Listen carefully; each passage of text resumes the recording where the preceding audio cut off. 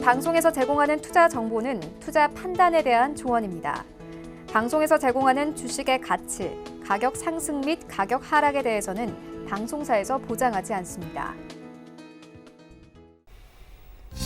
시청자 여러분 안녕하십니까. 오늘장 내일장 2부 출발하도록 하겠습니다. 2부에서는 이제 시장 종목들에 또 집중을 열심히 해보도록 하겠습니다. 종목 상담 함께 이어갈 텐데요. 종목 상담 원하시는 분들은 문자 메시지 보내주시면 됩니다. 100원의 정보 이용료 부과되는 샵 4989번 하단에 번호 나가고 있는데요. 이곳을 통해서 종목명, 매수 가격, 비중 이 세 가지를 적어서 보내주시면 됩니다. 또 유튜브 채널 활짝 열려 있습니다. 유튜브 접속 뒤에 서울경제TV 검색어 입력하시면 다양한 다시 보기 채널들이 열려 있습니다. 라이브 채널 함께 열려 있는데요. 클릭해서 들어오시면 언제 어디서나 시청 가능하니까요. 또 유튜브 채널도 많은 시청 부탁드리도록 하겠습니다. 시황부터 점검하도록 하죠. 코스피가 여전히 약보합입니다. 1949.76, 50포인트가 살짝 이탈이 돼 있는 모습인데 하루간의 흐름을 좀 정리해 보도록 하겠습니다. 보시면 장 초반보다 그래도 많이 올라왔네요. 장 초반에 어제 지소미아 연장이 되지 않으면서 자동 폐기가 됐습니다. 그러다 보니 갈등이 심화가 되고 여러 가지 증시에도 악영향이 오는 거 아니냐라는 얘기가 나왔고요. 자연스럽게 장 초반에 눌리면서 출발을 했는데 이내 그 낙폭을 좀 회복을 하는 모습들이 포착이 됩니다. 수급 주체 확인해 보도록 하죠. 수급 보시면 기관이 사고요. 외국인 개인 파는데 외국인의 매도 물량이 계속 요 정도네요. 지금 외국인이 매수로 돌아설 법도 한데 더 이상 매수를 하진 않는 기이한 현상이 좀 발생을 합니다. 개인은 611억 원 매도하고 있고요. 연기금만 삽니다. 오늘은 기관 가운데. 저 기관의 매수 물량은 거의 다 연기금이라고 보시면 됩니다. 다음 살펴보도록 하죠. 코스닥이 610선 지금 지지를 받는데 610선을 좀 지켜낼까? 이 부분을 좀 봐야 될 것 같습니다. 지금 정확히 610입니다. 0.37% 빠지고 있고요. 하루간의 흐름 정리해보면 역시나 장 초반에 밀리면서 출발했다가 낙폭 회복했고 빨간불 전환을 했다가 다시금 밀려 내려오는 모습입니다. 수급 주체 보시면 쌍끌이 매수가 들어오긴 합니다. 기관 외국인 사고 있고요. 기관은 금융투자만 팔고 투신 연계금은 삽니다. 원달러 환율도 오늘 좀 짚어봐야 되는데 환율이 좀 움직이죠. 오늘 지수가 밀려 내려가면서 환율은 올라가는 1212원대에서 움직이는 달러 강세가 펼쳐지고 있습니다. 금일 본 방송에서 제공해드리는 정보는 투자 판단에 대한 조언일 뿐입니다. 해당 주식의 가치와 수익률 보장해드리지 않는다는 점 참고해 주시길 바랍니다. 마감 전략 짚어봅니다. 유한타증권 설릉역 지점에 박진희 부장 연결돼 있습니다. 부장님 안녕하세요. 네, 안녕하세요. 시장이 오늘은 별로 재미가 없네요. 지금 어느 정도의 그 상승 모멘텀도 없어 보이고요. 흐름 정리해 주시고요. 마감 전략 짚어볼까요? 네, 말씀하신 대로 지소미아 파기 이후에 시장 조금 둔화된 모습입니다. 그럼에도 불구하고 일단 외국인들은 코스닥 쪽에서 좀 매수를 계속 이어가고 있는 모습이고요. 시장 전체적으로 오히려 지소미아 파기보다는 오늘 밤 연준 의장인 파월의 잭슨 연설에 더 오히려 좀 집중하는 모습입니다. 거기서 금리 향후의 전략 그런 부분들에 대한 얘기들이 좀 나올 것 같고요. 현재 상황을 좀 보는 파월 의장의 시각도 또 어느 정도 좀 봐야 됩니다. 그래서 이런 부분들 때문에 시장이 지금 어느 정도 좀 눈치 장세를 보이고 있다라고 보시면 좋겠습니다. 아까 말씀하셨던 대로 전체적으로 애국 테마라든지 오히려 좀 무슨 전반적으로 일본과 관련되어 있는 상대적으로 유리한 소재 섹터 이런 쪽에서 좀 강세가 두드러지기도 했습니다만은 그런 부분들은 조금 탄력이 좀 떨어지는 모습이고요. 오히려 2차 전지 소재주들 지금 급등하는 모습 나타나고 있습니다. LG화학이 급등하기 시작하면서 SDI도 강세 좀 보여주고 있고요. 또 관련되어 있는 소재 섹터주들도 강세를 보여주고 있는데요. 지속적으로 유럽에 있는 자동차 업체들, 메이저 업체들이 전기차에 대한 강한 의지 이런 부분들을 좀 보여주고 확대적인 전략 이런 부분을 좀 보여주면서 시장 기대치 계속 커져가고 있는 모습 보실 수가 있겠습니다. 오늘 시장 전반적으로도 그동안 좀 하락이 컸었던 소매 유통 섹터 그다음에 이런 부분들을 조금 회복 시도하고 있고요. 화장품도 상대적으로 낙폭이 크지는 않습니다. 바이오 섹터주들은 이슈에 따라서 좀 등락이 엇갈리고 있는 상황인데요. 실질적으로 오늘 5G 섹터주들 워낙 강합니다. 중국에서 5G 계속적으로 좀 늘리겠다라는 그런 뉴스가 나오면서 오늘 5G 장비주들 KMW라든지 RFHIC, 이누와이어리스 등 다 급등하고 있는 모습 보실 수가 있겠습니다. 시장이 일단 뭐 연준이라든지 미국이라든지 뭐 지소미아 뭐 이런 거랑 크게 개의치 않고요. 업황 자체가 커지는 섹터 쪽으로 시장의 흐름이 좀 안정적인 모습을 좀 보이고 있는 상황입니다. 일단 뭐 단기적으로는 좀 낙폭과대한 종목을 통해서 좀 트레이딩 매매하는 전략 뭐 다음 주 정도 되겠습니다. 연준 파월 의장의 뭐 연설을 듣고 난 다음에 시장의 방향성을 좀 따라주시면 될 것 같고요. 뭐 무리하기보다는 경기 민감주 섹터주들이라든지 지수에 연동하는 또 특히 다음 주에 MSCI 리밸런싱 때문에 물량이 나올 수 있다라는 부분도 좀 염두에 두시면서 지수 관련 대형주들보다는 확실한 모멘텀이 있는 중소형 섹터 쪽으로 조금 시선을 좀 돌려주시는 것도 답이 되지 않을까 싶습니다. 그럼 남은 시간 동안에 저희는 어떤 종목을 좀 볼까요? 네, 이 시간 통해서 2차전지 소재 섹터주들 많이 소개시켜드렸습니다. 특히 뭐 일진 머티리얼즈는 여러 차례 좀 소개시켜드렸었고요. LNF도 말씀드렸습니다. 뭐 실질적으로 지금 상태에서 가격적인 메리트를 본다라면 뭐 에코프로비엠이나 뭐 포스코케미칼 이런 정도도 가격적인 메리트 있어 보입니다. 뭐 다 한 번씩 소개를 시켜드렸었던 종목이긴 합니다만은 전체적으로 일단 2차전지 소재 섹터주들 계속 내년을 보면서 가시는 전략 좋겠고요. 뭐 그 안에서 좀 한 종목 다시 골라봤는데요. 첨보입니다. 첨보는 뭐 이름이 뭘까라고 생각하시는 부분들이 있겠는데요. 사실 지난번 ESS 화재 폭발 사고의 가장 맹점은 폭발이라는 그 두려움, 전기차도 마찬가지죠. 최근에 이제 국내에서도 전기차 폭발 사고도 많이 나고 그러는데요. 일단 2차전지 그 배터리 안에서 이런 폭발이 나지 않도록 잘 조화를 만들어주는 그런 첨가제가 되겠습니다. 첨가제 업체고요. 최근에 뭐 주가가 많이 빠졌다가 어느 정도 올라왔습니다. 좀 오버행 이슈 때문에 물량 압박에 대한 부담 때문에 주가가 상당히 많이 빠졌었는데요. 그 시기를 지나면서 주가가 서서히 좀 안정되고 그 물량이 좀 나오지 않는 것을 확인하니까 시장에서 조금 반기는 모습, 수급도 좋아지고 있습니다. 개인적으로는 사실 지난번 8월 달에 좀 급락했을 때 5만 원대에서 잡았으면 진짜 좋았겠다 생각하고 있는데요. 뭐 일단 뭐 그 부분에서는 뭐 지금 제가 방송을 하면서 말씀을 안 드렸었기 때문에 그걸 배제하고 지금 일단은 21선을 뚫었고 지금 옆으로 행보한 이후에 다시 21선 위에서 강하게 반등 나오고 있습니다. 사실 매수가는 조금 싸게 잡았었는데 오후 들어오면서 다시 강하게 반전이 됐습니다. 그래서 제가 아까 생각해놨던 매수가보다는 주가가 좀 많이 올라온 상태라고 보시면 되겠습니다. 그래서 실질적으로는 매수가를 딱 정해드리긴 어렵지만 좀 변동성을 이용해서 65,000원이 깨지지 않는 한도 내에서는 뭐 이번 주 뭐 다음 주겠죠. 뭐 이렇게 해서 좀 매수를 해보실 수 있을 것 같고요. 개인적으로는 지금 69,700원인데 68,000원 정도만 안 깨져도 뭐 매수를 분할로 들어가셔도 무리가 없지 않나 싶습니다. 사실 수급은 최근에 개인만 있고 기관과 외국인들은 계속 매도했었기 때문에 주가 자체가 좀 지지부진했었는데요. 일단은 뭐 시장 전체적으로 전기차 시장 커지면 조금 더 탄력 보일 수 있지 않을까 싶고요. ESS 시장 커지는 부분들 다시 이제 매출 늘어나는 부분들로 좀 연결시켜 볼 수 있을 것 같습니다. 손절은 뭐 아주 뭐 타이트하게 드린다라면은 뭐 더 짧게 빠질 수도 있겠습니다만은 뭐 지금 현재 시점에서는 한 62,000원 정도 손절선 잡겠는데요. 뭐 아주 타이트하게 드린다라면 한 65,000원 정도 마지노선 드릴 수 있을 것 같고요. 목표 주가는 뭐 한 8만 원 정도 직전 7월달에 고점 정도까지 1차적으로 좀 보실 수 있지 않나 싶고요. 여기 돌파되면 좀 새로운 흐름으로 다시 한번 말씀드리도록 하겠습니다. 첨보에 대한 이야기까지 나눠봤습니다. 오늘 말씀은 여기까지 듣겠습니다. 고맙습니다. 네, 감사합니다. 유한타증권 설릉역 지점의 박진희 부장과 함께했습니다.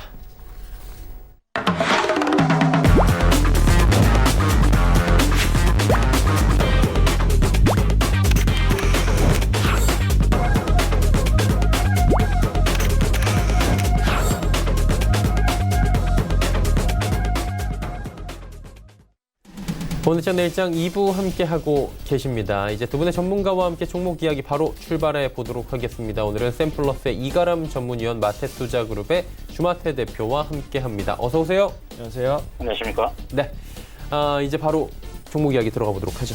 네, 첫 번째 종목은 제가 지속적으로 말씀드리고 있는 종목 중에 한 가지입니다. 자, 코오롱 글로벌부터 말씀드리도록 하겠습니다. 자, 코오롱 글로벌은 코오롱 그룹 계열사로서 뭐 건설과 상사, 자동차 판매업 등을 영위하고 있는 업체인데 건설 쪽에서는 코오롱 하늘채라는 브랜드를 보유를 하고 있고 자동차 판매 쪽에서는 BMW와 미니 시리즈 그리고 롤스로이스의 수차 판매도 맡고 있는 회사가 되겠습니다. 최근 들어서 이제 뭐 상한가 분양가 상한제에 대한 얘기가 굉장히 많이 나타나고 있는데 이게 뭐 결론이 어떻게 나던 간에 일단은 정부 쪽에서 나타난 부분들은 좀 제한적으로 이 기업한테는 영향이 올 수밖에 없습니다. 왜냐하면은 그러한 이제 뭐 분양가 상한제 같은 경우는 강남권에 특히 더 집중적으로 나타날 것이 기업이고 이 기업 같은 경우에는 지방에서 특화가 되어 있는 분양권을 가지고 있는 회사이기 때문에 그러한 부분에서는 좀 영향이 제한적일 것이다라고 말씀드리겠고, 또 하나 말씀드리는 게 인보사 사태로 인해서 이제 그 코오롱 그룹사가 굉장히 안 좋아졌었는데, 사실 코오롱 티슈진에 대한 지분율에 따른 이슈도 있습니다만은 이 기업은 그 지분율이 상당히 낮고, 또 어저께 나온 뉴스만 보더라도 코오롱 생명과학 쪽에서 좀 호재성 뉴스가 나타나면서 한 차례 또 급등도 나타났었던 종목이기도 합니다. 하지만 이 악재가 다시 발생을 한다라고 하더라도 좀 제한적으로 나타낼 것이기 때문에 이 종목은 코오롱 그룹사 내에서 좀 안정적일 것이다라고 보여지고요. 2분기 매출액이 상당히 잘 나왔습니다. 매출액이 8,806억 원이고 영업이익이 278억 원으로 연결 기준 86%나 증가를 했다라는 부분에 좀 집중을 해봐야 될 필요성이 있겠는데, 아무래도 주택 매출 증가가 상당히 늘어난 부분이 좀 있습니다. 그러다 보니까 매출이 잘 나왔고, 올해의 실적 전망을 보더라도 매출액이 3조 4천억 원, 영업이익이 1,252억 원으로 63%나 증가가 될 것이다라고 또 전망이 나타나고 있습니다. 아무래도 지금 작년과 올해의 성공적인 분양에 대한 부분이 좀 있겠고, 앞으로도 중소형주 쪽에서는 굉장히 좀 분양이 굉장히 잘 될 기업 중에 하나이기 때문에 중소형 건설주에서는 가장 선호주가 될 가능성이 높은 종목이 되겠습니다.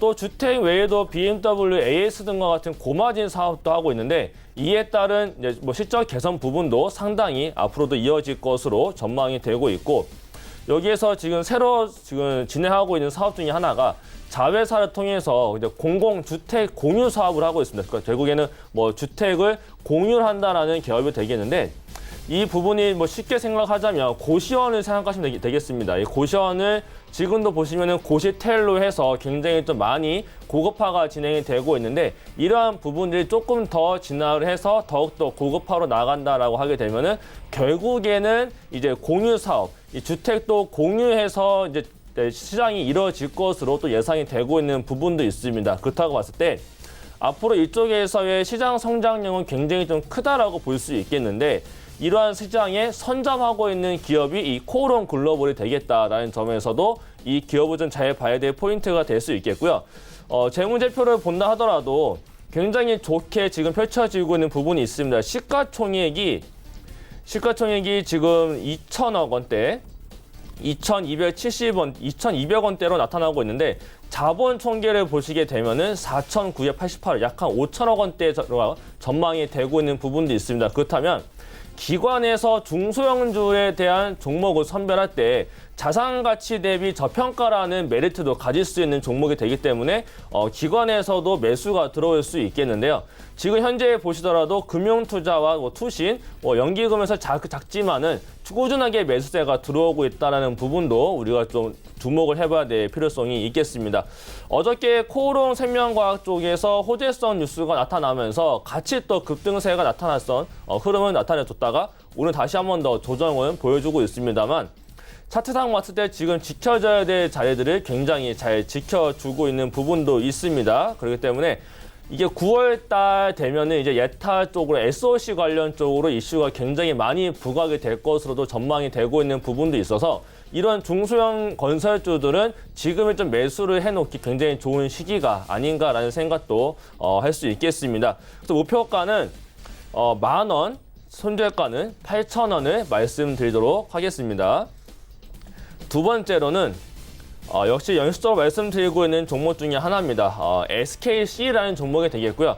이 종목이 드디어 이번 주에 연속적인 상승세가 펼쳐지면서 굉장히 지금 크게 올라가고 있는 종목이 되겠는데, 아무래도 기존의 석유 사업과 필름 중심의 사업에서 반도체 소재주로서 현재 사업을 다각화를 진행 중에 있습니다. 최근에는 배터리 전지박 업체인 KCFT를 1조 2천억 원에 들여서 인수를 하겠다라고 결정한 부분이 굉장히 좀 크게 부각을 받고 있는 부분이 되겠는데, 아무래도 그룹 내에서 이제 수직 계열화와 또 시너지 효과를 받을 것으로 예상이 되고 있기 때문이기도 합니다.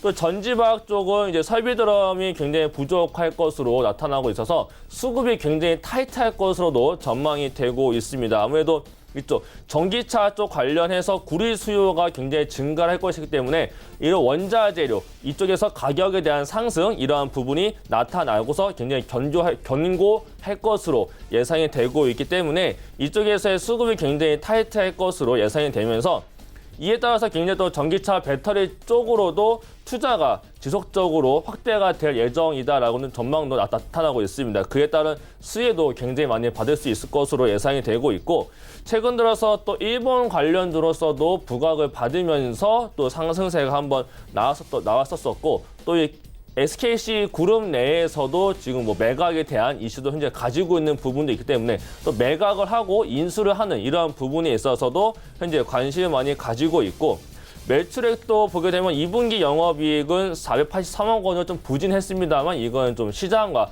부합을 했다라는 부분에 있어서도 이러한 실적에 대한 부분도 상당히 리스크가 많이 없다라는 부분도 말씀드릴 수 있겠고요.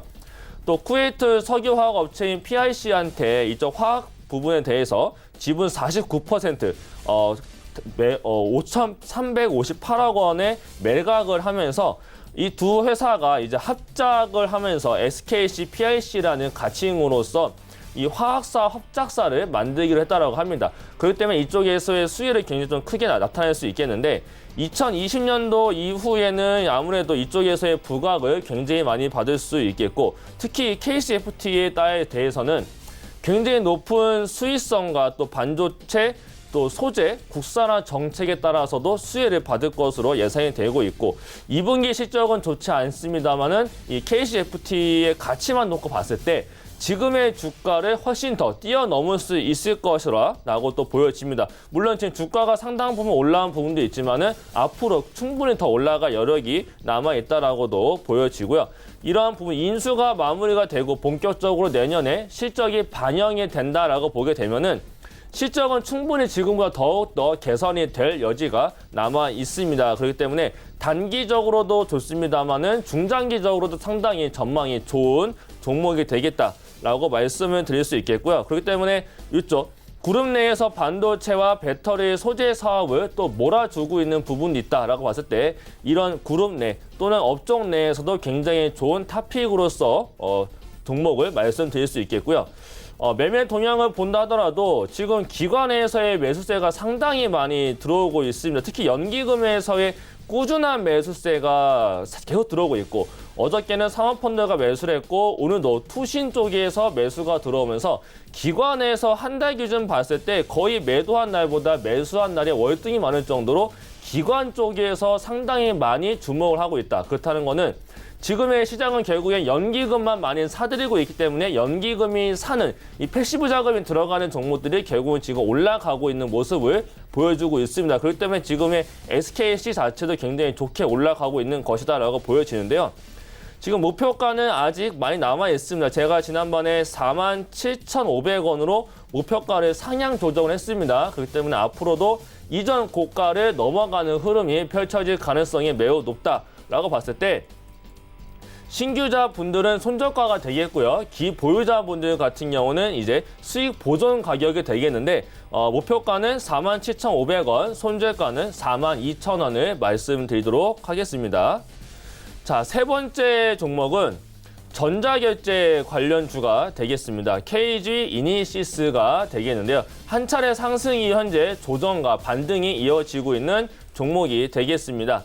전자지불 대행 서비스를 주요 사업으로 하고 있는 전자결제 업체가 되겠고 자체 개발한 지불 서비스 브랜드인 이니페이를 통해서 결제 서비스를 제공을 하고 있습니다. 또 휴대폰 결제 업체인 KG 모빌리언스의 최대 주주로 있기 때문에 이에 따른 또 기대감도 형성할 수 있겠고 상반기 매출액이 굉장히 잘 나온 부분이 있습니다. 매출액은 4,500억 원대가 나왔는데 연계 기준은 감소를 했지만 영업이익이 404억 원으로 6.2% 증가했다라고 나타나고 있는데 아무래도 이거에 대한 부분들은 네이버하고 GS홈쇼핑이 굉장히 안정적인 주요 매출처였는데 이 두 기업이 자체 결제 서비스를 시작을 했습니다. 그렇기 때문에 매출이 감소한 건데 그 외의 곳에서는 거래량이 상당히 많이 늘어났습니다. 거래 대금이 많이 늘어났기 때문에 이에 따른 매출은 앞으로 더 늘어날 것으로 전망이 되고 있고요. 특히 이 수익성이 높은 온라인 VAM 매출 같은 경우에는 110억 원 수준으로 올해 예상이 되고 있습니다. 그렇기 때문에 이쪽에서의 기대감이 한 차례 더 형성이 될 수 있겠고, 그러다 보니까 이쪽에서 온라인 VAM 성장과 함께 기타 가맹점 매출이 굉장히 크게 올라오고 있기 때문에 전년 하반기 대비했을 때 두 자릿수 이상의 영업이익이 앞으로 전망이 되고 있는 기업이기도 합니다. 또한 이 KG 모빌리언스의 지분을 47%나 보유하고 있는 최대 주주가 되겠는데, 이 자회사의 KG 모빌리언스 같은 경우에는 지난번에는 영업 실적이 안 좋게 나타났습니다. 그건 아무래도 한 가지 이슈가 있었는데 그 충당금에 대한 인식이 이번에는 없어졌고 이런 손실금에 대한 리스크가 사라졌기 때문에 이번에 영업이익 자체가 굉장히 좋게 앞으로도 더 지속이 될 것으로 예상이 되고 있습니다. 그렇다면 이 KG 이니시스 자체, 이 KG족 자체에서 봤을 때도 굉장히 영업이익 부분이 개선이 될 것이다라고 예상이 되고 있고요. 특히 이쪽에서 좀 인수를 많이 하고 있습니다. 2017년도에는 KFC를 인수를 했었는데 2년 만에 영업이익이 흑자로 전환됐습니다. 그렇다는 것은 이 KG 그룹 자체가 M&A에서의 구조조정에 대한 능력, 이 사업을 키워나가는 능력을 보유하고 있구나라는 것을 좀 증명을 해낸 부분도 있기 때문에 이에 따른 부분도 앞으로 더 기대감이 형성될 수 있겠고, 특히 이 스타벅스의 사이렌 오더를 만든 게 이 KG 이니시스입니다. 이거를 이용해서 이 KFC에서도 오더를 현재 지금 사용하고 있는데, 최근 들어서 KG ICT라는 회사를 흡수합병을 했습니다. 그렇기 때문에 이와 관련되어 있는 O2O 결제 솔루션에 대한 시너지 효과도 앞으로 더 누려볼 수 있겠다라고 말씀드릴 수 있겠고요. 전자결제주 관련주에서 유일하게 지금 바닥에서 올라가지 못하고 있는 종목이 이 종목입니다. 이 외의 종목들은 모두 지금 날아가 있고, 이 종목이 지금 NHN 한국사이버결제하고 키맞춤 형성이 나타난다라고 하게 되면은 기관에서 상당히 많은 매수가 붙을 수 있는 종목이 되겠다라고까지도 말씀을 드려보도록 하겠습니다. 그래서 목표가는 단기적으로 242돈 평균선 넘어가고 이전의 고가를 넘어가는 17,000원, 손절가는 12,900원을 말씀드리도록 하겠습니다. 네 번째로는 서암기계공업이라는 종목을 말씀드리도록 하겠습니다. 오늘 지금 현재 10%대의 상승을 보여주고 있는 종목이 되겠는데요. 화천그룹 계열로 있는 공작기계 핵심 소요 부품인 각종 기어류하고 척앤 실린더 그리고 커플링 등을 제조하고 있는 기계 부품 업체가 되겠습니다. 신규 사업으로는 철도 차량용 기어와 산업 로봇용 기어 시장에도 진출해서 납품하고 있다 보니까 철도 쪽으로도 엮여 있어서 대북 관련주, 경협주로도 엮여 있지만은 최근 들어서는 기계 쪽에서 상당히 많은 주가의 흐름을 나타내주고 있는 종목이 되겠습니다. 산업 전반에 걸쳐서 사용이 되고 있는 기어를 개발을 하고 있는 회사가 되겠는데요. 이 기어 같은 경우는 기계의 정밀도를 유지를 시키고 또 동력을 전달하는 핵심 부품이기도 합니다. 특히 업계 최고의 정밀도와 저소음, 저진동으로서 품질 우수성을 굉장히 많이 확보를 하고 있다라고 평가를 받는 기업이 되겠고, 이쪽 공작기계 부품 시장에 있어서 기어하고 척앤 실린더, 또 커빗 같은 경우에는 공작기계 핵심 부품 중에 굉장히 하나다라고 말씀드릴 수 있겠습니다. 그래서 이쪽 공작기계용 부품 시장에 있어서는 서암기계공업이 40년 동안 오랜 업력을 쌓아오면서 우수한 기술력을 확보하고 있다는 것은 모두 알고 계시고 평가 또한 굉장히 높게 받고 있는 기업이 되겠습니다. 최근 들어서 독일과 일본 등의 이제 기술 집약도가 높은 이쪽 선진국 기업이 독점해왔던 고부가 가치 산업의 일부 이쪽에서 지금 하고 있는 이쪽 이제 로봇 기계 부품 관련되어 있는 공작기계 관련 부품들을 일부분 국산화에 성공을 시키면서 굉장히 또 반대로 일본 쪽으로 역수출을 하고 있는 기업입니다. 그렇기 때문에 최근 들어서 일본 수출 규제가 더 확산이 될 것으로 다음 주부터 이제 또 전망이 나타나고 있는데, 이 다음에 있어서 반도체 다음 떠오르고 있는 게 어떤 게 있나요? 다 아신 것처럼 기계 쪽에 떠오르고 있고 또 탄소 섬유가 떠오르고 있는데 탄소 섬유는 오늘만 보시더라도 굉장히 많이 주가가 올라갔습니다. 하지만 기계 쪽 관련해서는 아직 바닥에서 반등을 보여주고 있고 이번에 큰 상승세는 아직 나타나지 않았기 때문에 한 번의 상승세가 더 남아 있을 수 있다라고 보고 있습니다. 그래서 이쪽 일본 관련주로도 굉장히 좀 기대감을 형성하고 있고 반사이익을 노릴 수 있는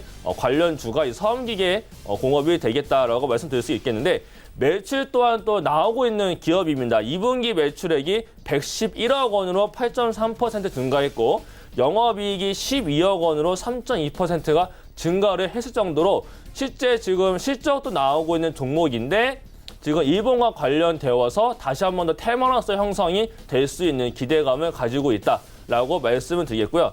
차트를 보시게 되면은 현재 한 차례 상승세가 펼쳐지고 난 다음에 조정이 나타났고요. 그 다음에 아래에서 꾸준하게 저가를 올렸고 가장 최근의 모습을 보게 되면은 앞에서 상승과 조정, 상승 나오고 이평선 안에서 현재 20선과 25선과 아래에는 60선 사이에서 현재 이동평균선 안에서 수렴의 캔들을 보여주고 있습니다. 그렇다면 이 수렴 부분을 돌파를 해내는 모습을 보여준다라고 하게 되면은 그 다음에 어떻게 되느냐? 수렴 이후 돌파는 상승이 나타나기 마련입니다. 이러한 기대감을 다음 주에 형성할 수 있는 게 이 섬기계 공업이다라고 말씀드릴 수 있겠고요. 그래서 앞으로 단기적인 상승이 가장 빠르게 나타날 종목 중에 하나다라고 보고 있습니다. 그래서 단기적인 목표가는 요 위에 구름대 상단 부근인 7,500원을 말씀드리겠고요. 손절가는 짧게 요 아래 242등 평균선 이탈시키는 6,000원을 말씀드리도록 하겠습니다. 마지막 종목으로는 한솔테크닉스라는 종목이 되겠습니다. 이 종목은 한솔그룹 계열사고요. 그래서 뭐 파워 모듈 부품과 LED 웨이퍼, 또 태양광 모듈, 휴대폰 제품을 생산하고 판매를 하고 있는 업체가 되겠습니다. 휴대폰용 무선 충전 모듈 사업을 진행하고 있는데 현재 이쪽에서의 매출도 상당히 잘 나오고 있습니다. 요즘에 보면 핸드폰 사용하실 때 보면은 최근에 나온 핸드폰들은 모두 무선 충전에 대한 기능이 상당히 많이 들어가 있을 정도로 이쪽이 이제는 아무래도 고급화 전략이 아닌 중저가 폰에서도 상당히 많이 쓰이고 있기 때문에 이제는 일반화됐다. 그만큼 지속적으로 매출이 일어날 수 있는 부분의 사업도 현재 진행 중이다라고 말씀드릴 수 있겠고요.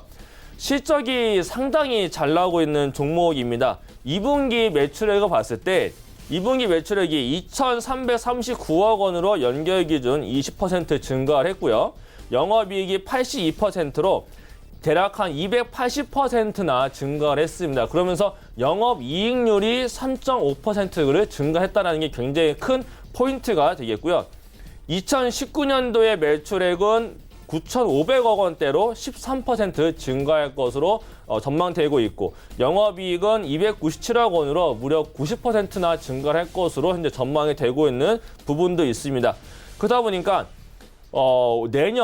내년에 대한 기대감이 상당히 많은 기업이 되겠는데 2020년도에 TV와 가정용 파워 모듈에 대한 성장이 지속될 것이고 또 무선 충전 모듈에 대한 실적 개선으로 아마 2020년도에는 매출액이 9천억을 넘어서서 1조 원 이상이 나타나지 않을까에 대한 전망이 나타나면서 현재 주가도 굉장히 많이 좀 반영이 되려고 하고 있는 기업이 되겠습니다.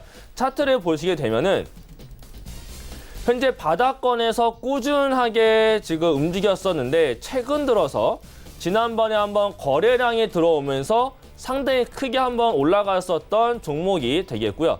그 다음에 조정 나타났고 올라왔다가 이제 유상증자 되면서 내려왔지만 5,750원대에서의 저가를 형성을 하면서 다시 한 번 더 이번 해, 올해 들어서 가장 큰 거래량을 동반하면서 굉장히 좋은 상승세가 펼쳐진 종목입니다. 그러면서 앞에 저항받고 있었던 이동평균선들과 가격대를 모두 돌파를 해내면서 박스권을 현재 돌파를 해냈고 지금 현재 오늘의 단가는 박스권 저항을 돌파해내고 이제는 지지로서의 역할을 하고 있는 곳에서 굉장히 좋게 반등이 이루어지고 있다라고 보시면 되겠습니다. 그래서 이 종목 같은 경우에는 지금 차트가 잠깐 네네. 주봉을 보시게 되면요.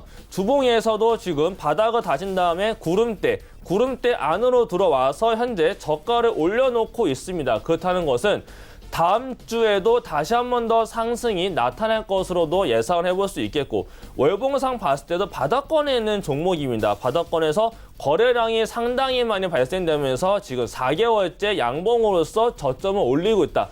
그렇다는 거는 거래량이 발생이 됐는데 아직 큰 상승세가 나타나지 않았고, 슈팅당한 슈팅이 아직 나타나지 않았다고 봤을 때 일봉상 다시 보시게 되면은 여기서 지지를 받고 있다는 점에서 다음 주 또는 다음 달부터라도 다시 한 번 더 상승이 나타나면서 지금 형성되어 있는 고가들을 모두 가볍게 넘어갈 수 있는 변동성이 큰 종목이 될 수 있겠다. 또한 바닥권을 탈출하는 종목으로서의 모습도 나타날 수 있겠고, 고가 돌파를 같이 겸하는 두 가지로서의 관점을 말씀드릴 수 있겠습니다. 그래서 목표가는 단기적으로 8,500원, 손절가는 6,700원을 말씀드리도록 하겠습니다.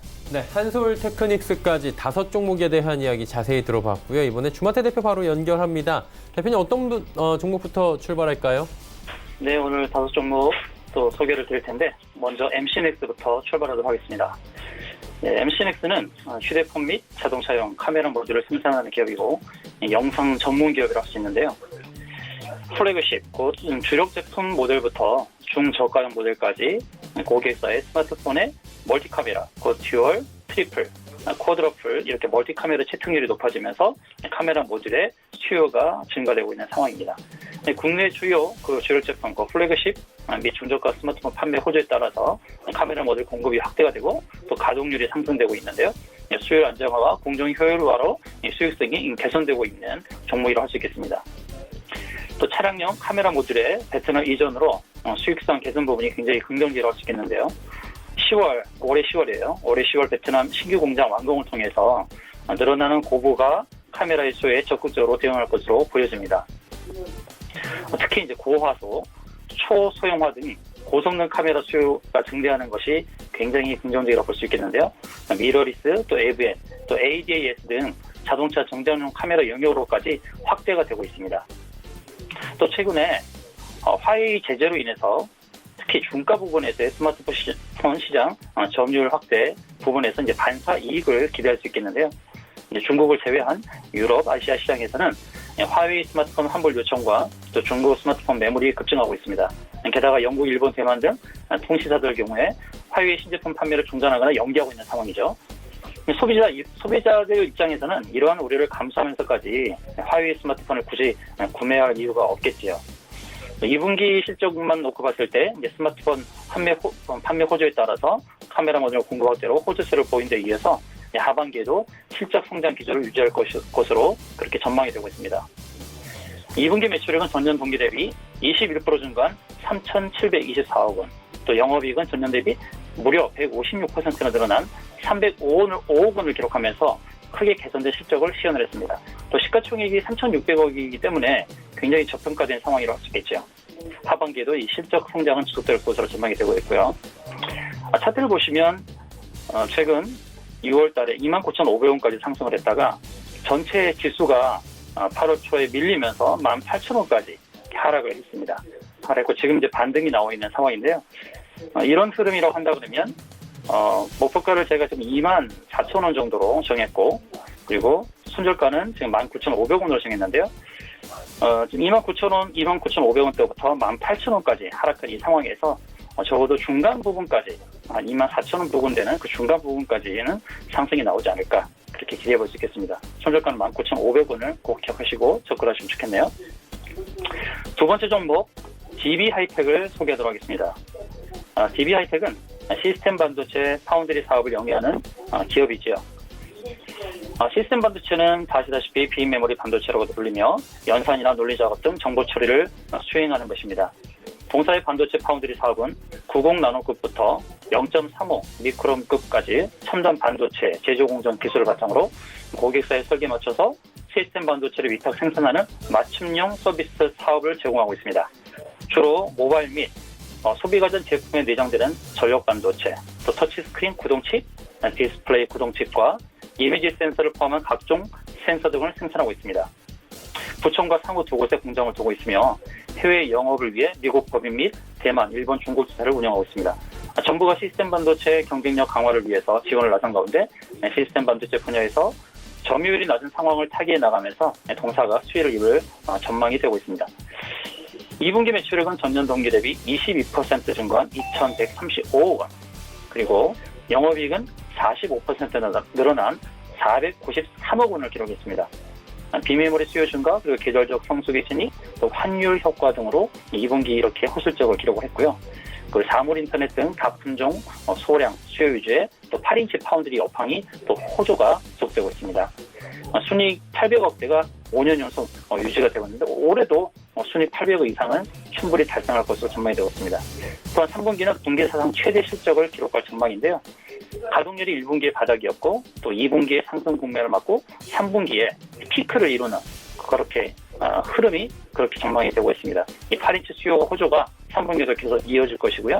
또 최근의 환율 상승도 3분기 실적에 긍정적으로 작용하는 부분이라고 할 수 있겠습니다. 시총이 6,500억에 불과하기 때문에 굉장히 저평가된 종목이라 할 수 있겠고요. 차트를 보시면 최근에 가파르게 상승했다가 8월 초에 빠졌었죠. 그런데 중요한 것은 7월 초에 가격을 단기간에 2주 만에 회복을 했다는 것입니다. 그만큼 실적이 뒷받침되고 있기 때문에 또 주가 회복률도 굉장히 빠르게 작용을 하고 있고요. 그래서 목표가는 이제 16,000원, 손절가는 13,500원을 설정하도록 하겠습니다. 세 번째 종목, 가온미디어를 소개하겠습니다. 가온미디어는 셋톱박스 및 홈 게이트웨이 등 판매 사업을 영위하는 회사로 세계 전역을 대상으로 IP 하이브리드, 셋톱박스, 홈 게이트웨이 등의 제조 및 판매를 주요 사업으로 영위하고 있습니다. 반도체 가격 상승으로 실적에 대한 우려가 제기되면서 한때 투자 심리가 위축되기도 했지만 반도체 선 구매를 통해서 하반기 실적의 훼손 가능성이 낮다고 볼 수 있고요. 인공지능 제품을 비롯한 우월한 경쟁력을 바탕으로 프리미엄 시장에 진출하여서 계속적인 실적 증가가 예상되고 있습니다. 국내 및 유럽과 미국향 셋톱박스 공급 증가로 인해서 올해 남은 분기도 안정적인 이익 개선의 흐름이 이어질 전망입니다. 글로벌 경제 셋톱박스 업체들이 최근에 사업을 정리하거나 또 매각 절차를 밟고 있어서 이에 따른 수요가 예상되고 있고요. 특히 현 추세가 지속된다면 동사가 글로벌 최대 STB 업체로 떠오르고 미국 통신사 또는 CATV 시장에서 주도권을 잡을 수 있을 것으로 분석이 되고 있습니다. 아울러 D램 장기 공급 가격 하락 추세로 원자재 가격 부담이 낮아지는 상황에서 또 원화 약세로 인한 순이익 개선 효과도 덩달아 볼 수 있고요. 밸류에이션 매력 등으로 해서 동사에 대한 투자 매력도는 계속해서 증가하고 있다, 이렇게 볼 수 있겠습니다. 또 손정희 소프트뱅크 회장의 인공지능 강조 발언으로 주목을 받고 있는데요. 가온미디어는 2년 전에 세계 최초 음성인식 인공지능 셋톱박스 기가진이를 내놓았고 작년부터는 SK 브로드밴드의 인공지능 제품 누구를 공급하고 있습니다. 저가형부터 프리미엄 제품까지 다양한 라인업을 갖췄고요. 또 지난해 말부터는 북미향으로 AP 라우터 등의 매출도 지금 본격화되고 있고요. 또 올해 영업 예상되는 총 영업이익은 410억에서 450억 원으로 사상 최대를 달성할 것이 기대하고 있는데요. 총 매출액은 기대하는 게 거의 7천억 수준으로 올해 매출을 기대하고 있습니다. 주가 흐름을 보시게 되면 동사도 마찬가지로 7월 초까지 14,000원대까지 큰 상승이 나왔다가 8월 초에 8,700원, 8,700원까지 주가가 밀렸었습니다.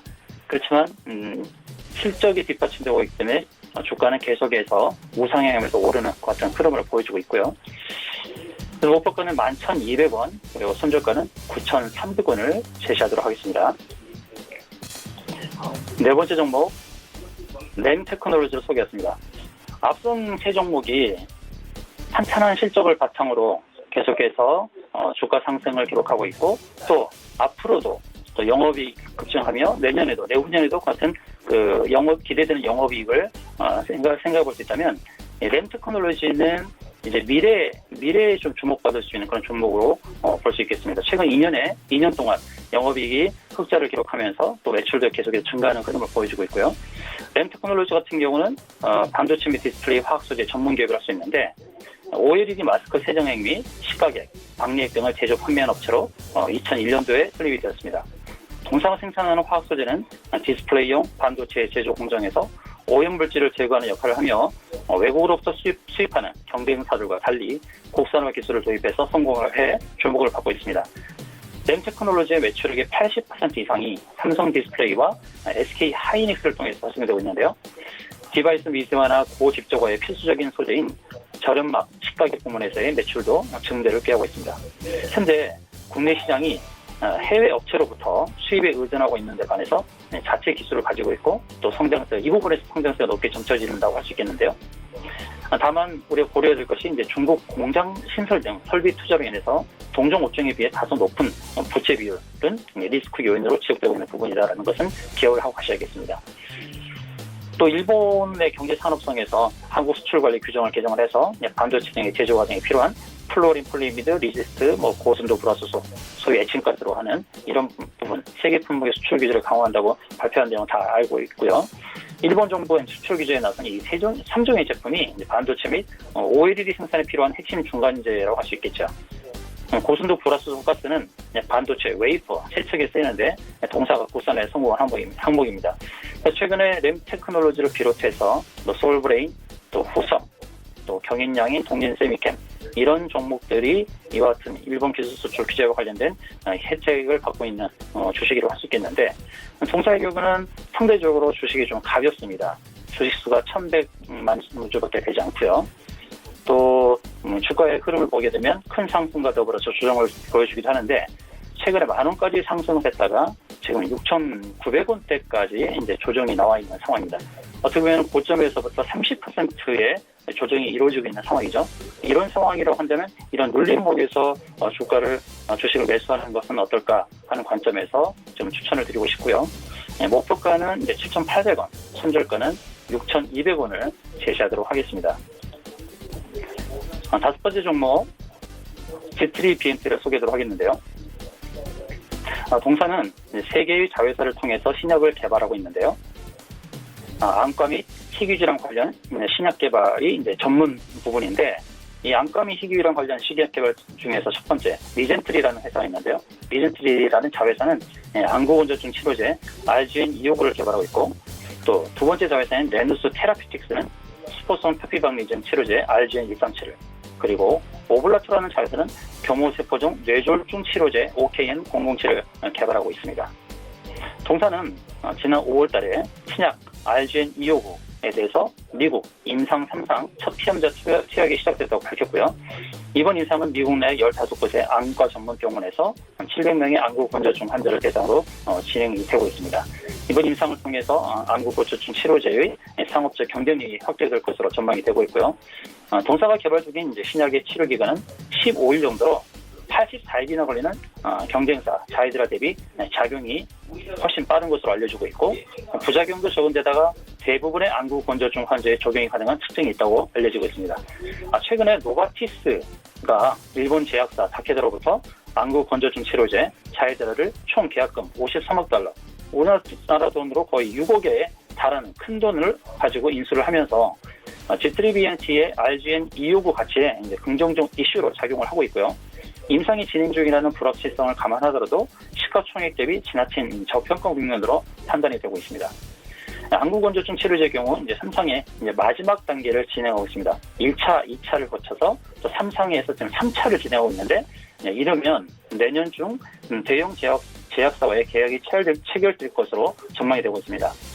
G3BNT의 양원석 대표는 이번 지금 3상의 세 번째에 이루어지고 있는 지금 상황이 첫 번째와 두 번째 3상 임상 결과를 토대로 미국 FDA와 합의된 디자인으로 진행을 하고 있기 때문에 성공 확률이 아주 높다고 최근 밝혔는데요.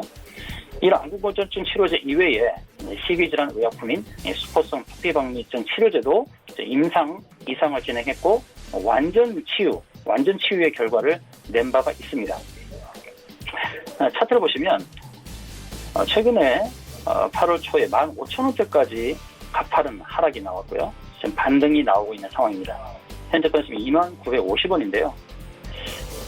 지금 목표가는 23,500원, 손절가는 19,300원을 제시하도록 하겠는데 지금 바이오 종목 한 종목을 제가 추천드리고 있는 것은 최근에 바이오 종목들에서의 이제 반등이 좀 나와주고 있습니다. 최근에 바이오에서의 우리에게 우려감을 줬던 코오롱 생명과학이라든지 HLB, 신라젠 이런 회사들이 있었는데 HLB를 필두로 해서 신라젠과 코오롱 생명과학 이런 바이오 업종들의 그 주가가 개선이 되고 또 바이오에 대한 그 투자 심리도 개선이 되고 있습니다. 그런 부분에서 본다 그러면 G3BNT도 이런 투자 심리의 개선의 효과를 누리면서 상승이 나오지 않을까 그렇게 예상을 하고 있고요. 목표가 다시 한번 말씀드리자면 23,500원, 손절가는 19,300원을 제시하도록 하겠습니다. 네, 5종목 총 10종목 오늘 이야기 나눠봤고요. 이제 이 가운데 지난 시간에 단기 접근했던 종목들이 있습니다. 어땠는지 확인해 보도록 하죠. KG이니시스 네. 어땠습니까? 지난주에 종가가 굉장히 좋게 마감됐었고 그다음에 화요일과 수요일 추가적인 상승세가 나오면서 단타적인 수익은 나왔습니다만은 다시 한번 조정 이후에 지금 다시 반등을 줄여가는 모습을 보여주고 있습니다. 그렇기 때문에 보유하고 계시는 분들은 지속적으로 보유를 하신 다음에 위에 있는 242평선 넘어가는지 한번 체크를 하시면서 지속적으로 보유 의견 드리도록 하겠습니다. 네, 지속 보유 의견이고요. 그렇다면 오늘은 어떤 종목 볼까요? 오늘 단기적으로 볼 수 있는 게 많습니다만은 한솔 테크니스라는 종목을 말씀드리도록 하겠습니다. 아무래도 이 종목이 좀 7분기 만에 영업이익률이 3%나 증가할 정도로 어닝 서프라이즈가 나타났고 현재 굉장히 좋은 상승 이후 눌림목이 있기 때문에 다음 주 월요일 날 다시 한 번 더 단타적으로 굉장히 빠르게 수익을 낼 수 있는 종목이다라고 보여져서 오늘은 단기 접근 추천주로는 이제 한솔 테크니스를 말씀드리도록 하겠습니다. 네, 한솔 테크닉스 말씀해 주셨습니다. 주 대표님은 램 테크놀로지 말씀해 주셨는데 흐름은 어땠나요? 네, 지난주 추천한 이래로 이제 주 초에 흐름이 나빴습니다. 하락이 깊었고요. 동사 같은 경우는 일본의 기술 수출 규제와 관련된 수혜주인데 램테크놀로지나 후송이나 솔브레인이나 동지 세미캠, 경인양해 이런 주식들이 빠지면서 같이 하락을 했습니다. 그래서 손절가로 컷을 해버렸는데 다시 제가 오늘 다시 추천을 드렸죠. 최고가 최근에 10,000원에서부터 30% 조정이 이루어진 지금 상태는 매수하기 또 좋다라는 관점에서 다시 추천이 들어갔습니다. 네, 램 테크놀로지 말씀해 주셨고요. 오늘은 어떤 종목 볼까요? 5종목 중에서 네. G3BNT를 추천드리고 싶습니다.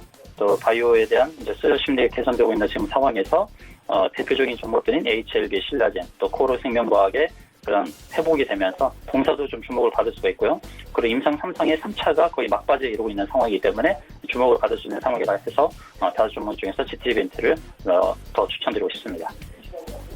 네, G3BNT 말씀해 주셨습니다. 이제 시장의 특징을 좀 살펴봐야 되는데 이가람 위원님은 오늘 어떤 종목이 딱 보이시던가요? 오늘은 KMW를 좀 많이 봤습니다. 어마어마하게 가는 것 같아요. 그렇죠. 얘는 진짜 밀리지도 않고 이제 네. 밀리나 싶으면 계속 올라가고 있는 종목이 되겠는데 오늘도 지금 6%나 더 올라가고 있는 종목이 되겠습니다. 이게 무상증자 한 번 한 거 아니에요? 그렇죠. 그 이후에 지금 계속 올라가고 있는 건데 이 종목 같은 경우는 단지 이제 5G 같은 경우는 오늘 나온 이슈가 상당히 많긴 했어요. 그래서 뭐 내년에 전 세계 5G 네트워크 인프라 매출이 급증할 것이다라는 전망도 펼쳐지면서 5G 자체가 굉장히 많이 올라갔는데 이제 문제는 뭐냐면 5G 내가 가지고 있는 5G는 왜 안 가냐라고 말씀하시는 분들도 계십니다. 이제는 모든 종목이 5G가 다 가는 게 아니라 이제는 업종 안에서도 대장주들 성격을 가지고 있는 종목들만 선별적으로 올라가는 시장이 나타날 것이고 그 외의 종목들 같은 경우는 이제는 좀 빠지는 약간 하락세로서의 전환될 수 있는 종목도 많이 보이기 때문에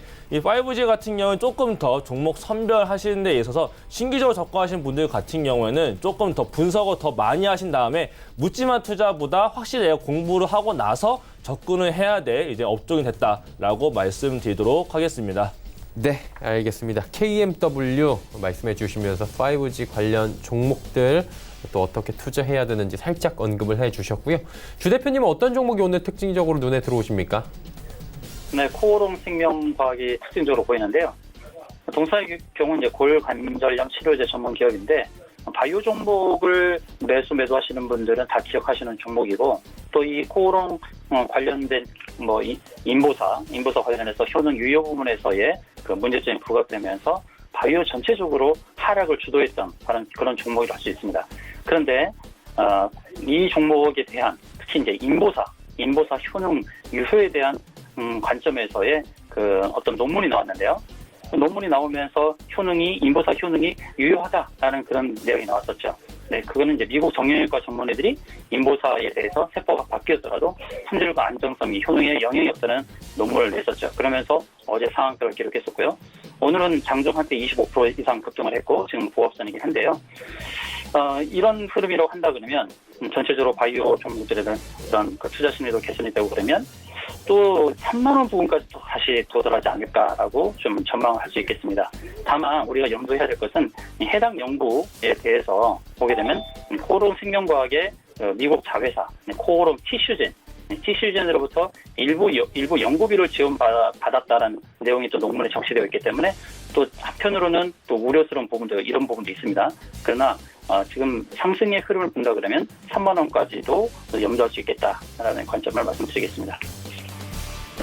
알겠습니다. 특징주들까지 쭉 살펴봤습니다. 오늘 뭐 급등 나오고 있는 종목들 말씀을 해주셨고요. 이제 금요일 시장 마무리해봐야 될 것 같습니다. 저희도 동시호가 확인합니다. 코스피 지수가 1950선 다시 사수를 합니다. 일단 뭐 약보합권 마감이 예상되고 있는데 하루간의 흐름 정리해 보도록 하겠습니다.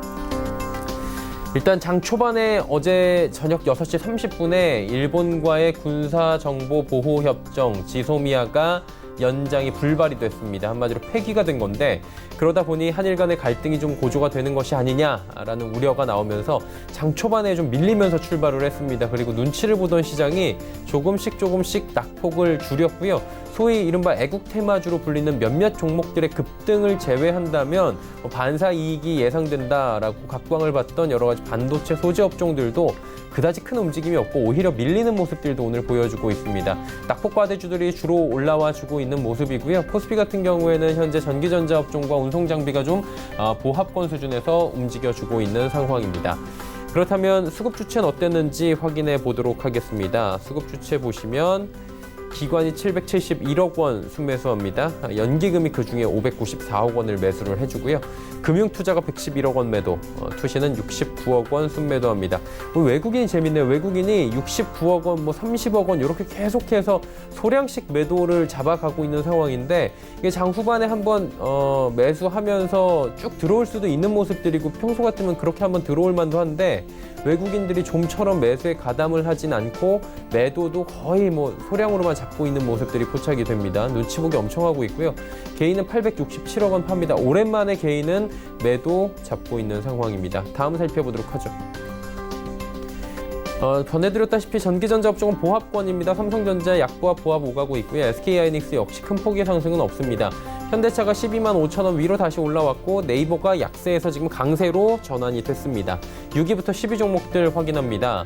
LG화학이 상승폭을 조금 더 키웁니다. 2차 전지 관련 종목들 크게 올라가고요. 삼성, SDI, LG화학 필두로 해서 대형주들도 움직입니다. 현대모비스 올라가고 또 셀트리온, SK텔레콤, 신한지주 내려오는데 낙폭들은 그다지 크진 않습니다. 이번엔 코스닥 시장입니다. 코스닥 보시면 610선 다시 지킵니다. 코스피, 코스닥 1950, 610선 지키면서 마무리되는지 좀 지켜봐야 될 것 같고요.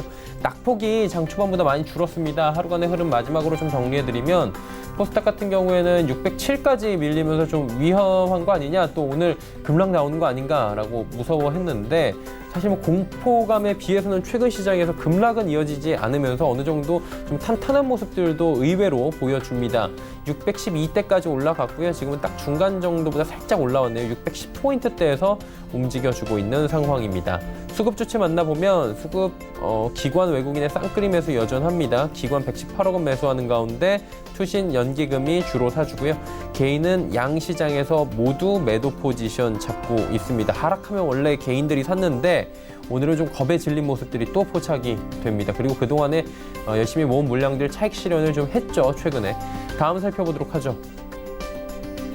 셀트리온 헬스케어와 CJ ENM 빠지고요. 헬릭스미스가 낙폭이 조금 더 커지면서 18만 원대까지 밀려 내려옵니다. 하지만 펄어빅스가 4%대의 강세가 보여지고요.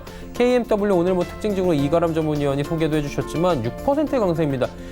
정말 어마어마하게 KMW가 한 1년 사이에 주가 몇 배가 지금 올라온지 한번 체크를 해봐야 될 정도로 많이 올라왔는데 강세 흐름 가져가면 뭐 KMW 5G 바로 이름이 떠오를 정도입니다. 시총 5위 안착하고요. 6위부터 10위 종목들입니다.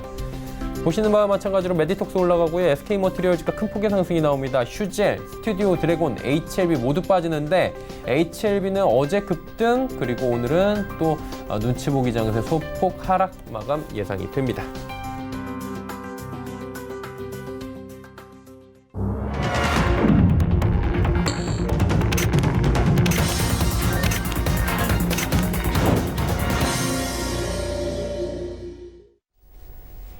네, 금요일 시장 모두 마감이 됐습니다. 오늘 시장에 대한 이야기 나눠보도록 하겠습니다. 이번 한 주는 그러니까 많은 분들이 예상해 주신 대로 된 것 같아요. 박스권 안에서 어느 정도의 그냥 뭐 섹터 순환매 조금 있고 금요일 뭐 토요일까지 잭슨홀 미팅 보자라는 것 같은데 어떻게 보셨어요?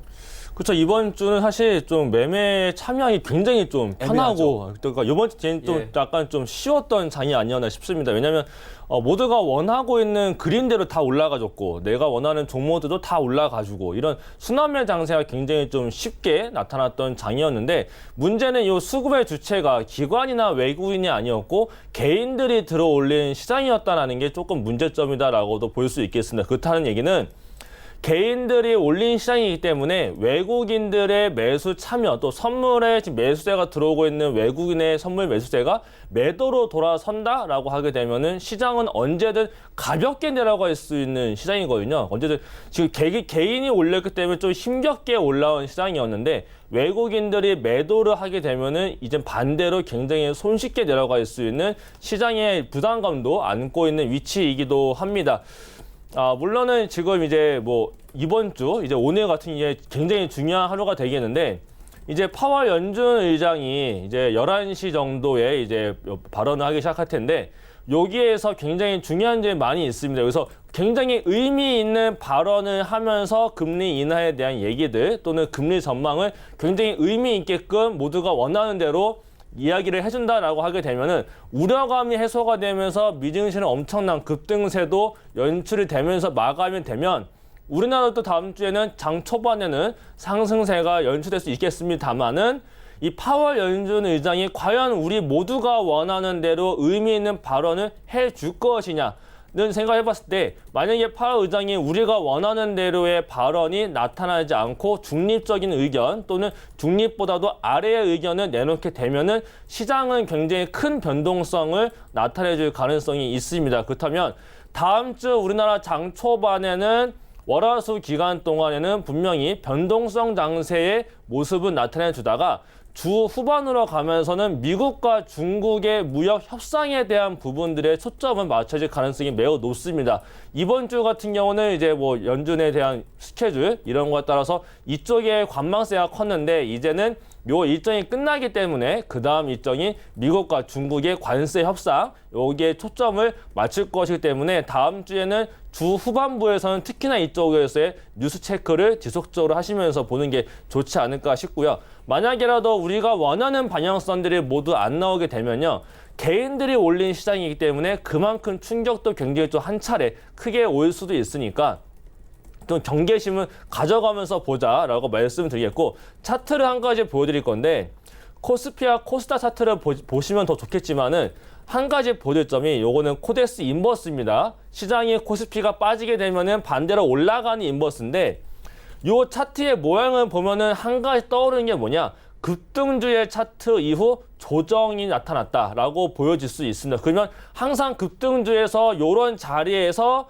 이제 다른 분들이, 주변 분들이 저한테 물어보시는 거는 요 종목 지금 사도 되냐라고 물어보는, 지금 그 자리에 지수가 와 있다는 거예요, 인버스가. 그렇다면 지금 자리에서 다시 한 번 더 급등세가 이어질지 조정이 나타난다 하게 되면은 아래에서 반등이 나타날 수 있는 지지대로서의 역할이 상당히 많이 있습니다. 그렇다면 추세적으로 봤을 때 인버스가 추세 상승 중이다. 그러면 시장은 추세 하락 중이기 때문에 만약에라도 지수가 반등이 나타나도 인버스에서 아래에서 지지받고 올라갈 수 있는 기술적 부분이 상당히 많습니다. 그렇기 때문에 지속적으로 바이앤홀딩보다는 트레이딩 관점을 코스피에서도 보시는 게 가장 좋겠고, 코스닥에 대한 선물 인버스를 보더라도 코스닥 150 선물 인버스 같은 경우에는 아무래도 제약바이오가 많이 속해져 있는데, 최근 들어서 제약바이오가 많이 하락이 나타났다가 다시 반등세가 나타나면서 이 인버스 또한 지금 도정세를 보여주고 있는데, 보시는 것처럼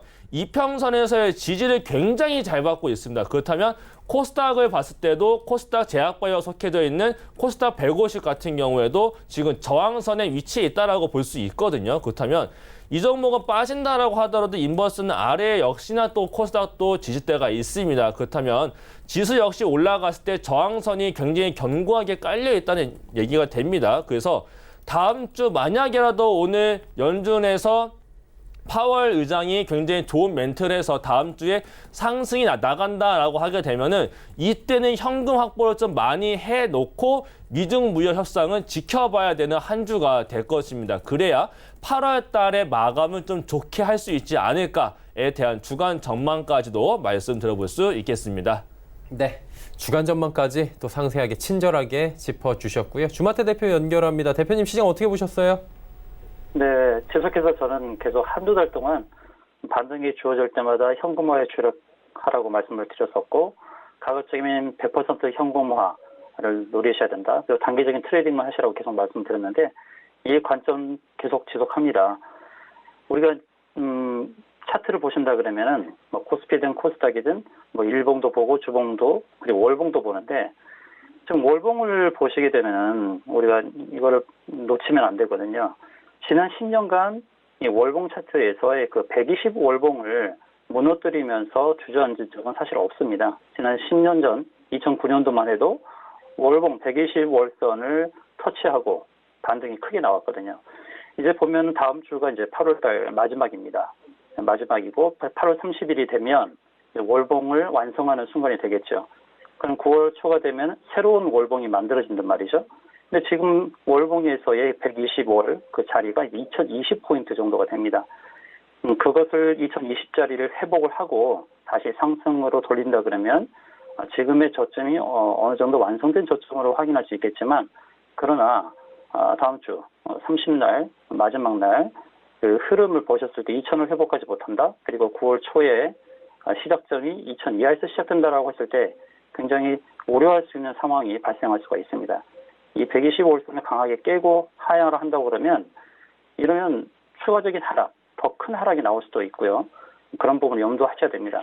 그러므로 지금의 시장은 적극적으로 수익을 내겠다 하면서 뛰어드는 시작이 아닙니다. 어느 정도 현금화에 주력을 하고 그냥 단기적으로 보여지는 그런 상승 추세에 있는 종목들, 단기 트레이딩만 하시면서 감각을 유지하는 정도로 해야 되지, 이 시장에서 적극적으로 달려들어가지고 수익을 내겠다라고 한다 그러면 정말 큰 낭패를 볼 수밖에 없는 그런 상황이 될 수 있습니다. 그러므로 다음 주의 흐름이 굉장히 조심스럽게 지켜봐야 될 상황이 되겠죠. 또 미국은 또 뭐 금리 인하에 대한 얘기가 나올 수 있다라고 하지만, 사실상 미국의 경기 상황을 봤을 때는 금리 인하 상황으로 가서는 또 안 되죠. 금리 인하로 가는 건 사실 모순되는 것입니다. 그렇기 때문에 어떤 내용이 나온다 할지라도 그러나 최근에 경기 이런 흐름을 봤을 때는 미국 시장에서의 그런 흐름만 보고 우리가 따라가서도 절대 안 되겠고요. 또 이제 국내 시장에서도 지금 어떻게 보면 펀더멘털, 곧 경제 기초 여건은 굉장히 훼손되고 있는 상황입니다. 이렇게 펀더멘털이 훼손된 상황에서의 주가를 강하게 부양시킨다라고 자신할 수가 없습니다. 뭐 3분기, 4분기로 갈수록 또 실적이 개선되고 또 주가 순자산 비율은 PBR도 개선되고 하는 흐름들이 같이 지속이 되어져야만 저평가라는 것을 인정하고 주가 상승도 있겠지만, 펀더멘털의 개선이 없는 상황에서 주가 부양을 할 수 있다라고 하는 건 사실 모순되죠. 그런 부분을 염두해야 되겠고요.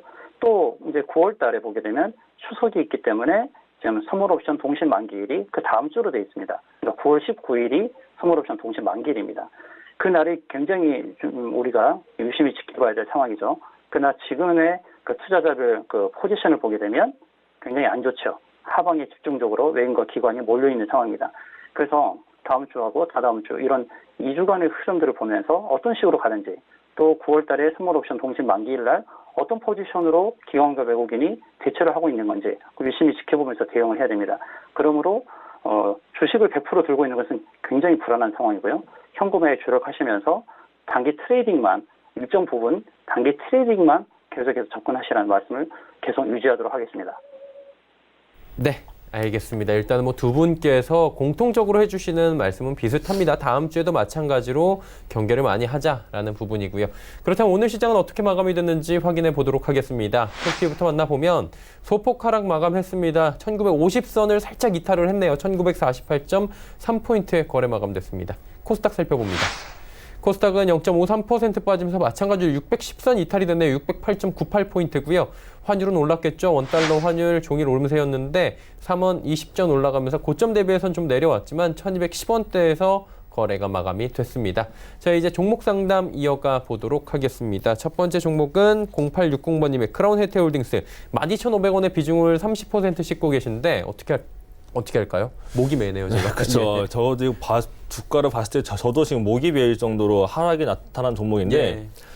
이 차트를 보시게 되면요. 굉장히 좀 지저분한 차트 중에 한 가지입니다. 꼬리도 너무 많이 발생이 되고 방향성이 상승으로의 방향성이 나타나지 않는 종목들 같은 경우에는 급등 나왔다라고 해서 따라 들어가게 되면은 이번처럼 굉장히 크게 지금 좀 손실을 볼 수 있는 종목이 되는 게 이러한 차트를 보는 패턴이 되겠는데 사실 이 크라운 혜태 같은 경우도 일본 불매운동 관련주로 엮이면서 상승세가 나타났었고 또 DMZ에 또 땅이 있습니다. 관련주들에서 계열사에서 땅을 갖고 있기 때문에 DMZ 평화공원 관련해서도 상승세가 나타났었던 종목인데 지금 일본 쪽에서 다시 한 번 더 이제 불매운동이 조금 더 커질 수 있는 여력이 다음 주에 나타날 가능성이 좀 있어 보입니다. 그렇게 되면은 이 종목은 다시 한 차례 더 올라갔다가 급하게 내려올 수 있는 모습을 볼 수 있기 때문에 매수가에다가 매일 매도를 걸어 두시고요. 그러면은 이제 매수가 올라가게 되면은 한번 튀었을 때 충분히 나올 수 있는 여력을 볼 수 있겠고 만약에도 안 튀고 그냥 내려간다라고 하게 되면은 1,500원을 이탈하게 되면은 또 엄청난 시간을 보내야 되고 언제 매수가에 올지 모릅니다. 그렇기 때문에 1,500원 이탈 시에는 전량 손절 매도를 보시고 그렇지 않으면 1,500원이 오기 전까지는 계속 12,500원 매수가에다가 전량 매도를 걸어두는 방법을 말씀드리도록 하겠습니다. 네. 크라운 혜태홀딩스 매수가에다가 그냥 기계적으로 매도를 걸어 놓으시라라고 조언을 해 주셨습니다. 잘 되셨으면 좋겠고요. 다음 종목 살펴봅니다. 8414번님의 상신 EDP 1,850원이고요. 비중 20%입니다. 어떻게 할까요, 주 대표님? 네, 상신 EDP 종목 상담하도록 하겠습니다. 지금 매수가 근처인데요. 지금 종가가 이제 1,900원이니까요. 동사는 이제 2차전지 관련주라고 할 수 있죠. 근데 보면은 차트의 흐름을 보게 되면 굉장히 상승에 대한 의지가 굉장히 강한 종목입니다. 제가 볼 때 지금 차트 흐름만 봤을 때는 지금 매수 참여를 해도 무방하지 않을까라고 보여지는 종목인데요. 또 주가 흐름 지금 견조하게 상승 추세를 이어가고 있고요. 또 일봉상에서는 매물대 위에 자리를 잡고 있고 또 지금 다음 갈 수 있는 그 일봉상에서의 다음 갈 수 있는 그런 저항 자리가 지금 12,000원대입니다. 최근에 두 달간에서 최고점이 이제 11,800원이거든요. 그래서 11,800원의 고점을 한번 뚫으면 12,000원도 도전할 수 있습니다. 그리고 주봉에서 보시게 되면 주봉의 그 60주선이 지금 12,400원. 근데 하향을 하고 있기 때문에 12,000 초반에 이렇게 저항이 걸릴 수 있는 그런 자리입니다. 그러므로 제가 볼 때 12,000원부터 12,300원까지의 주가 상승이 단기간에 나올 수 있으므로 그 자리를 기억하셨다가 매도를 하시고 손절은 일봉상에서의 120선이 1,300원을 깰 때 그때 반등이 나오면 이제 1,400원, 1,500원에서 정리를 하시면 좋겠고요. 여튼 목표가는 12,000원에서 12,300원으로 설정하고 대응하시면 되겠습니다. 네, 알겠습니다. 다음 종목 바로 이어가 보도록 하겠습니다. 0807번님의 문자고요. GNC에너지 4,540원의 비중 3% 굉장히 적습니다. 예, 이거 어떻게 할까요?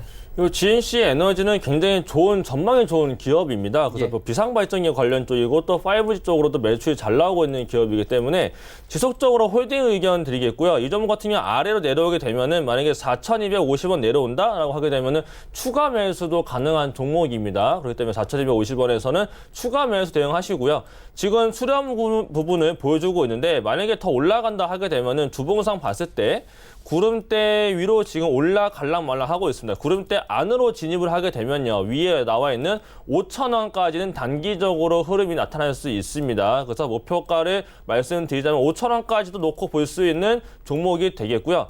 아래로 내려왔을 때는 손절보다는 앞으로 전망이 굉장히 좋기 때문에 4,250원까지 내려오게 되면은 눌림 시에는 오히려 더 추가 매수로 해서 수익 실현하는 전망까지 말씀드리도록 하겠습니다. 네.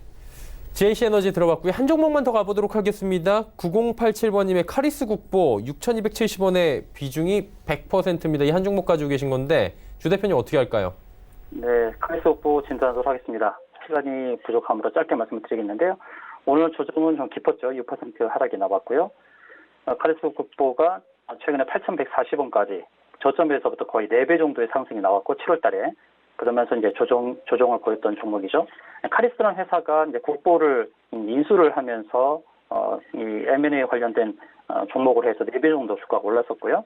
가드레일 전문업체죠, 카리스가. 그리고 우즈베키스탄 도로 가드레일 설치 공사 이제 발주 또 계약도 체결하면서 주가 상승이 컸죠. 그럼 조정이 나온 상태에서 지금 여기서 우리가 대응을 해야 될 게 뭐냐면 지금 매수 단가가 좀 위거든요. 그리고 100%라고 하시는데 지금 손절이 굉장히 중요한 상황이 됐습니다. 손절 상황은 뭐 어디냐면은 적어도 5,100원을 깨버리게 되면은 반등이 나와서도 또 무너질 수 있습니다. 5,100원짜리 확인을 하시고요. 거기를 깨면 반등이 5,200원, 300원까지 반등이 나올 수 있습니다. 그러니까 그 자리를 확인하시고 5,100원을 터치한다? 그럼 반등 나오면 5,200원, 5,300원에서 정리해야겠다라는 관점을 좀 가지시면 좋겠고 상승이 나온다 하더라도 좀 단기적으로 봤을 때는 6,700원까지의 상승은 나올 수 있습니다. 그러나 매물대 계속 부딪히고 있거든요. 그런 부분에서 6,700원 부분에서는 좀 정리를 일부 50% 정리를 하셨다가 6,700원을 돌파하는 매물대 돌파하는 흐름이 나온다 그러면 7,000원대 전량을 정리하시고요. 반대로 5,100원을 깬다 그러면 깨고 나면 반등이 나올 수 있거든요. 깬 다음에 반등 나왔을 때 5,200원, 5,300원에서는 전량 정리하는 그런 양방향의 전략을 가지고 임하시면 좋겠습니다. 네. 카리스 국보에 대한 이야기까지 함께 나눠봤습니다. 긴 시간 두 분과 함께 했고요. 이쯤에서 보내드리도록 하겠습니다. 샘플러스의 이가람 전문위원, 마태투자그룹의 주마태 대표와 함께했습니다. 고맙습니다. 감사합니다. 고맙습니다. 금일 본 방송에서 제공해드린 정보는 투자 판단에 대한 조언이었습니다. 해당 주식의 가치와 수익률 보장해드리지 않는다는 점 참고해 주시길 바랍니다. 이번 한 주 역시 박스권 앞에서 답답한 흐름이었고요. 지소미아 폐지 등 여러 가지 국내외 이슈들도 있었습니다. 그러다 보니 다음 주 시장도 장담할 수가 없는 상황이고요. 코앞에 잭슨홀 미팅도 다가온 상황입니다. 주말 오늘장, 내일장 하이라이트 함께 하시면서 한 주간의 흐름 다시 한번 정리해 보시고요. 다음 주에 대한 여러 가지 변수들까지 잡아가 보시면서 계획 세워보시는 것도 좋을 것 같습니다. 함께 해주신 여러분 고맙습니다.